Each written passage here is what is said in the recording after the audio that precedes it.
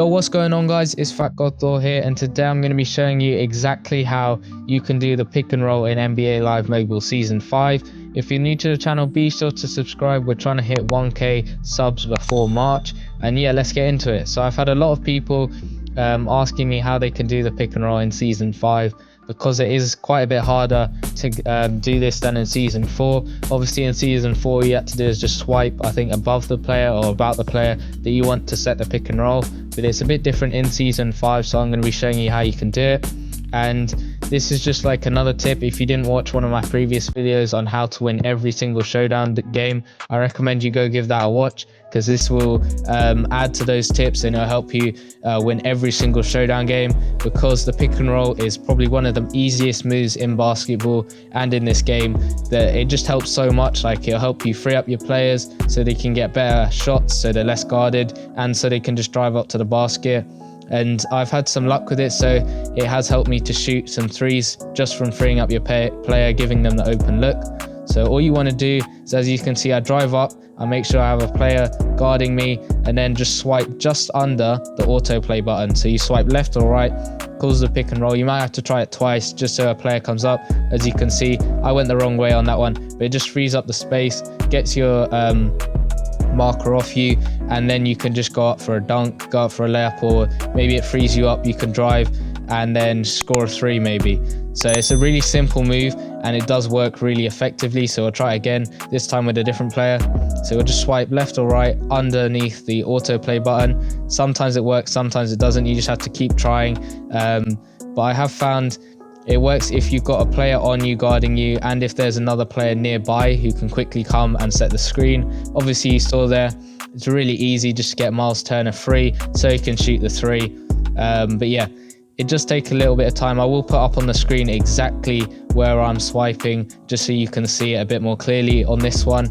So as I said, you just drive up, make sure there's a player on you, make sure there's a player close by you can set the pick and roll, set the screen. So you just swipe just under the autoplay button, wait for them to go, then go the way that they're screening. Sometimes the players, they don't go into the screen, and that's not like an effective screen, but it just takes a little bit of getting used to working around with it and just seeing what you can do.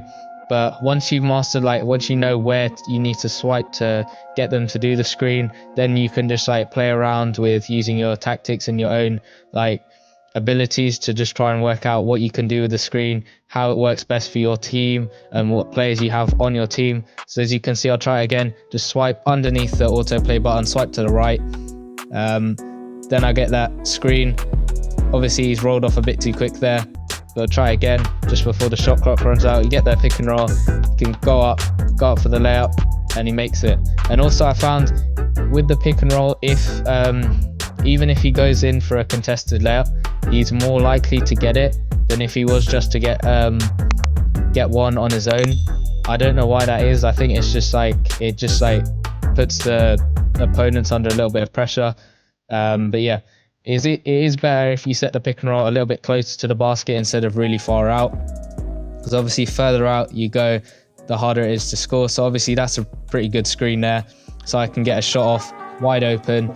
And yeah, this will just add to the tips that I said in how to win a showdown game, every showdown game. So those tips, use them all, and this one, because this one is really useful, really effective, and it's really simple as well.